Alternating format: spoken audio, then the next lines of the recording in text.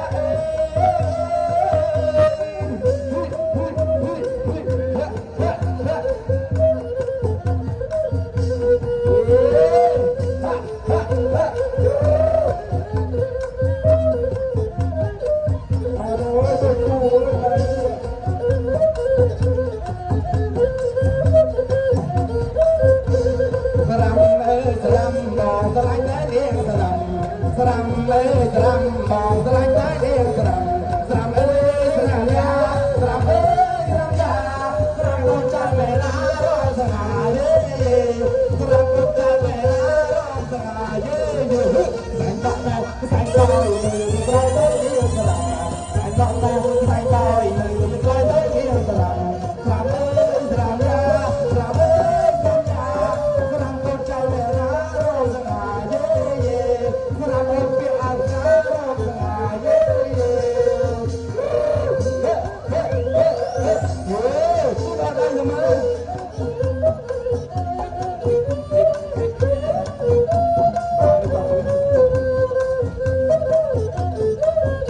không bỏ lỡ